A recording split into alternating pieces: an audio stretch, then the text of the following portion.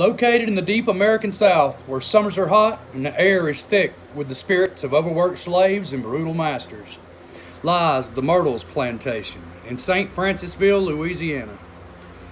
With its majestic wraparound veranda, blue trim, and 20 rooms, it sits on high ground, appearing like a fortress as you approach. It appears to be something out of a storybook. However, its history is not for the faint of heart. Our story begins with a newly married couple, Mr. and Mrs. Clark Woodruff. Mr. Woodruff was a prestigious judge and owned numerous slaves, as was the norm at the time. One of his house slaves went by the name of Chloe, who for many years fell victim to Woodruff's cruelty. Chloe tried to protect herself from the abuse by listening in to the Woodruffs' conversations and modifying her behavior as needed. One day, after being caught eavesdropping, Woodruff had Chloe's ear cut off, forcing her to carry the shame and disfigurement for the rest of her life. Her mutilation was hidden at the request of the Woodruffs by the use of a green turban. No one would see this terrifying mark, but the painful experience would stay with Chloe and inspire her to make plans for her revenge. On the 9th birthday of the Woodruff's daughter, Chloe placed poisonous oleander leaves into the cake she baked. Chloe's plan was to poison Mr. Woodruff and their children. Some sources claim that it was never her intention to kill the 3 family members. They suggest that Chloe wanted to get them sick so she could nurse them back to health.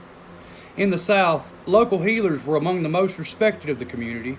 If Chloe could heal the family, she would be safe from the harsh reality of working in the fields. Tragically, the dosage was lethal, and it ended up killing Mrs. Woodruff and her 2 children. After word spread of her actions on the plantation, the other slaves were ones to take revenge. Chloe was hanged by the neck for everyone to witness, until the life was drained from her body. She was then weighed down by rocks and thrown into the Mississippi River. The plantation was the site of other gruesome activity after Chloe's death. The new owner, a wealthy family man, and his 5 children would pass away from tuberculosis on the property. The home was later passed to one of his surviving daughters and her husband. The Winters. Mr. Winter was a proud member of his community and did his part by teaching Sunday school at his home.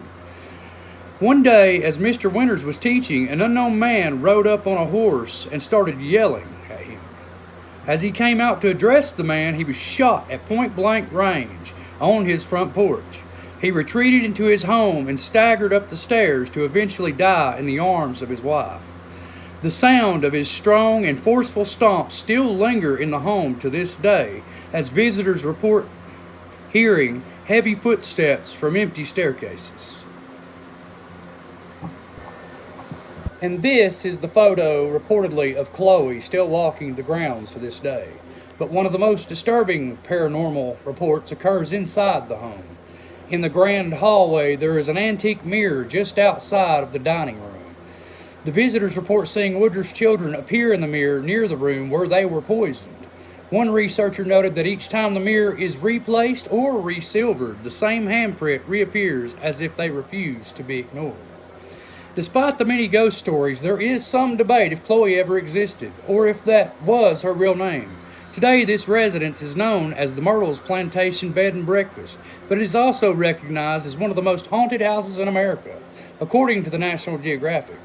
They offer historical tours through the day and into the dark of night. Y'all have a great day. Like, subscribe, comment. I appreciate everybody. Have a good day. The plantation went on to be used as a film set for movies like The Long Hot Summer.